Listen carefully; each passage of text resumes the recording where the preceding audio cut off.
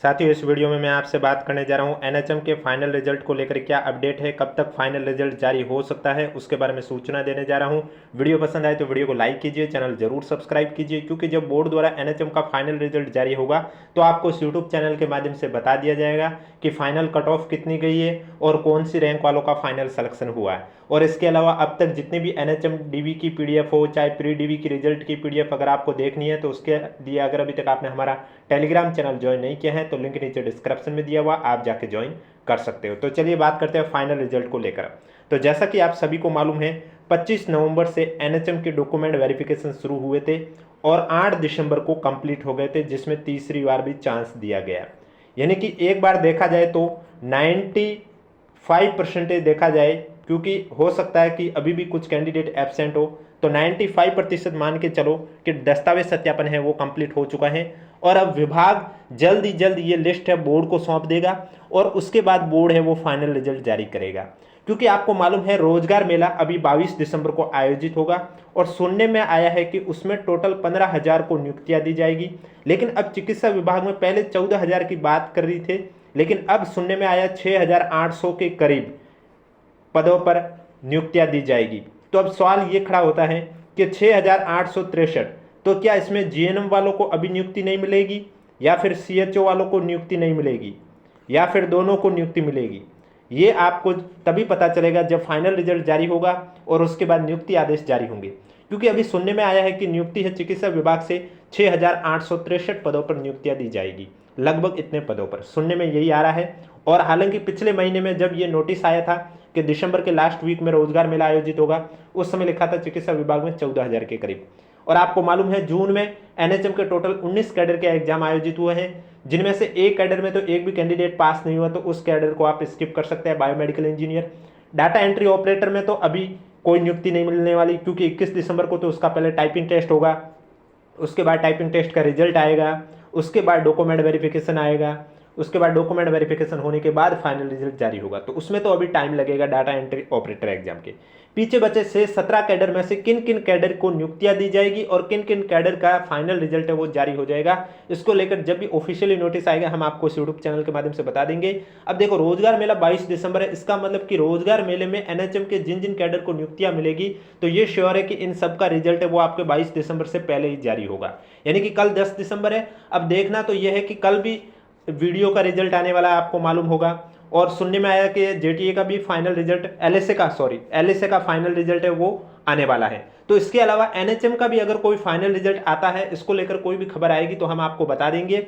लेकिन कल नहीं आएगा तो उसके बाद तो आना ही होगा, क्योंकि जब 22 दिसंबर को नियुक्तियां दी जाएगी तो उससे पहले बोर्ड द्वारा फाइनल रिजल्ट है वो जारी कर दिया जाता है। क्योंकि आप हर बार देखते हैं रोजगार मेले में जब भी नियुक्तियां दी जाती हैं, जिन जिन एग्जाम की बात की जाती है उनके अगर फाइनल रिजल्ट जारी नहीं किए जाते हैं तो नियुक्ति आदेश जारी होने से पहले पहले या नियुक्तियां देने से पहले पहले जो रोजगार मेला आयोजित होता है उससे पहले पहले बोर्ड द्वारा फाइनल रिजल्ट है वो निकाल दिया जाता है।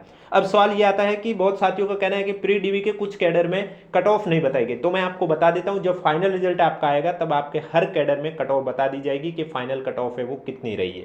यानी कि जिनको भी अभी ये डाउट आ रहे हैं कि फाइनल हमें कट ऑफ बताई नहीं गई है, हमें कैसे पता चलेगा हमारी कट ऑफ कितनी गई, तो मैं उनसे यही कहना चाहूँगा कि आपका जब फाइनल रिजल्ट आएगा तब आपको बता दिया जाएगा आपकी फाइनल कट ऑफ है वो कितनी गई है। इसके अलावा रोजगार मेले में आपके एलएसए वालों को भी नियुक्तियाँ मिलेगी, सुनने में आया था। पशु परिचर वालों को भी नियुक्तियां मिलेगी, सुनने में आया था।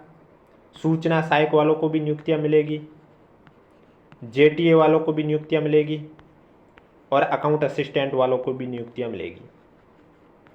बाकी अब एनएचएम में यहाँ पर सुनने में ये 6,800 के करीब पदों में आया, जबकि एनएचएम के 19 कैडर के जोड़ के देखे जाए तो 14,000 के करीब पद होते हैं लगभग। तो उस हिसाब से हो सकता है कुछ कैडर को ना मिले। अब वो तो जब ऑफिशियली नोटिस आएगा तभी पता चलेगा कि कौन से कैडर को नियुक्तियां मिल रही हैं और कौन से कैडर को नियुक्तियां नहीं मिल रही है। फिलहाल आपको कैसे चेक करना, अगर आप अभी भी अपना चेक करना चाहते हैं कि आपका फाइनल सिलेक्शन होगा या नहीं होगा, तो वो चेक करने के लिए आपको क्या देखना है, दो चीज़ें देखनी है। एक तो आपकी जो स्वयं की कैटेगरी है वो, और दूसरी जनरल में कितने पद हैं। आपकी स्वयं की कैटेगरी में पद और जनरल में जितने पद हैं, सबसे पहले आपको ये चेक करना है कि आपकी रैंक कौन सी है, चाहे आप किसी भी कैडर के देख रहे हो। मैं कोई पर्सनल एक कैडर की बात नहीं कर रहा हूँ कि CHO की बात नहीं कर रहा हूँ, GNM की नहीं, मैं हर कैडर की बात कर रहा हूँ। हर कैडर में कॉमन है कि किस तरह से आपको चेक करना है कि आपका फाइनल सिलेक्शन होगा या नहीं होगा। तो सबसे पहले क्या देखना, आपको अपनी रैंक देखनी है कि आपकी जो रैंक है वो कौन से नंबर पर है। उसके बाद आपको ये चेक करना है क्या आप जनरल से सिलेक्शन हो रहे हैं।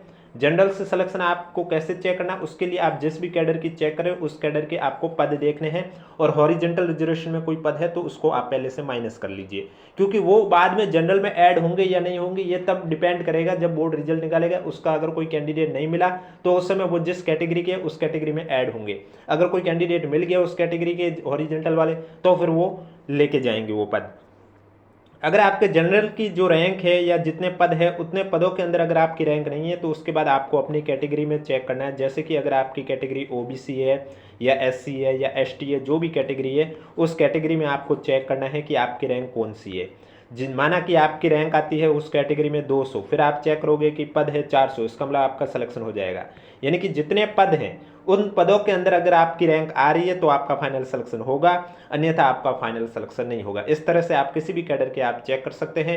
हॉरिजेंटल वालों को माइनस कर देना है, और एक बार आपको माइनस ही करना होगा क्योंकि आपको थोड़ी ना पता है कि बोर्ड को हॉरिजेंटल में कैंडिडेट मिले हैं या नहीं मिले हैं। वो तो बाद में बोर्ड डिसाइड करता है कि हॉरिजेंटल में उन्हें कैंडिडेट मिले हैं या नहीं मिले हैं। जैसे कि फीमेल कैटेगरी की बात करें तो फीमेल कैटेगरी में आपको मालूम है अलग अलग पद होते हैं। जैसे कि एक होता है जनरल फीमेल का, एक होता है विधवा का, एक होता है परित्यक्ता का। अब बोर्ड क्या डिसाइड करता है, सबसे पहले जैसे कि अगर परित्यक्ता में माना कि 8 पद हैं, विधवा में 6 पद हैं और जनरल में माना कि 12 पद हैं, तो बोर्ड जैसे कि परित्यक्ता में देखते हैं कि 8 पद है, इतने पदों पर स्टूडेंट मिले हैं या नहीं मिले। अगर नहीं मिलते हैं बोर्ड को, माना कि 2 ही स्टूडेंट मिले, पीछे 6 पद खाली है, तो बोर्ड ये 6 पद विधवा कैटेगरी को दे देंगे, तो यहाँ हो जाएंगे 12 पद। अब फिर 12 कैटेगरी में विधवा के देखेंगे, अगर उन्हें 12 कैंडिडेट मिल गए तो ठीक है, अगर एक भी कैंडिडेट नहीं मिले तो ये 12 के 12 पद फीमेल की जनरल में ऐड कर दी जाएंगे, यानी कि 12-12 24। अब आपको तो नहीं पता होगा ना कि ये हमारे इस कैटेगरी में कैंडिडेट बोर्ड को मिले हैं या नहीं मिले, इसलिए आप अपने तरफ से पहले से स्किप कर लीजिए। उसके बाद चेक कर लीजिए कि आपकी जो कैटेगरी है उस कैटेगरी के अंदर जितने पद हैं उतने पदों के अंदर अगर आपकी रैंक है तब तो आपका फाइनल सिलेक्शन होगा, अन्यथा नहीं होगा। वीडियो पसंद आए तो वीडियो को लाइक कीजिए, चैनल जरूर सब्सक्राइब कीजिए। अब बोर्ड और विभाग द्वारा जैसे ही अपडेट आएगी फाइनल रिजल्ट को लेकर आपको यूट्यूब चैनल के माध्यम से जरूर बताया जाएगा, और रिजल्ट की PDF आपको हमारे टेलीग्राम चैनल पर देखने को मिलेगा, जिसका लिंक नीचे डिस्क्रिप्शन में दे रखा है।